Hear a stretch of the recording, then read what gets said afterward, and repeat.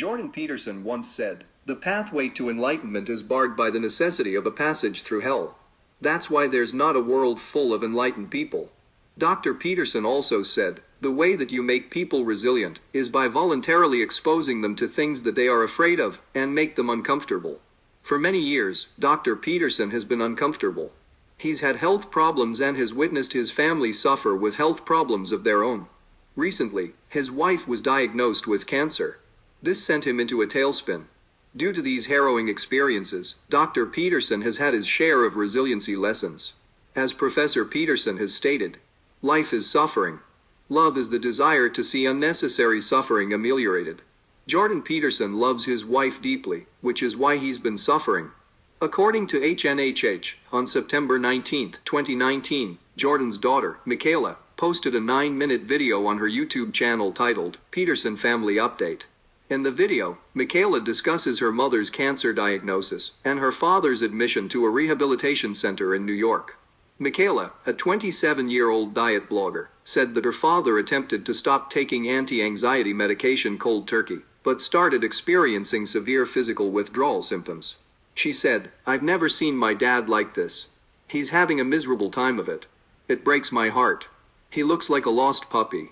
He decided to check himself into a place because he didn't want to stress mom out, wanted to get off of this as quickly as possible, and honestly needs the medical help." According to Newser, Jordan Peterson said regarding all these difficult life events, "At least life isn't dull." As of late, life certainly has been a roller coaster for Dr. Peterson. But he is no stranger to high levels of anxiety. He's also struggled with depression over the years. In an interview with podcast host Joe Rogan in July 2018, Peterson stated, "I've had depression since I was 13, probably, and very severe, and I've treated it a variety of ways, some of them quite successfully. But it's been a constant battle. My father had it, and his father had it. It's just rife in my family." 2019 has been an extremely stressful year for Dr. Peterson. However, it seems that Professor Peterson is doing his best to deal with the vicissitudes of life. He's previously stated, "People generally don't change unless a traumatic event occurs in their life which triggers the brain into new action." It's unclear what he needs to learn from all these health challenges and trials, but with hope he will come out of the underworld a better man. Dr. Peterson has stated, "Weak and miserable as I am, I can still stand up to the terrible tragedy of life and prevail." Another time he said, "There is nothing more useful in combating the tragedy of life than to struggle with all your soul on behalf of the good. Suffering can make you resentful, so you need an antidote to suffering. And maybe you think that you can build walls of luxury around yourself, and that will protect you from the suffering. Good luck with that. That isn't going to work.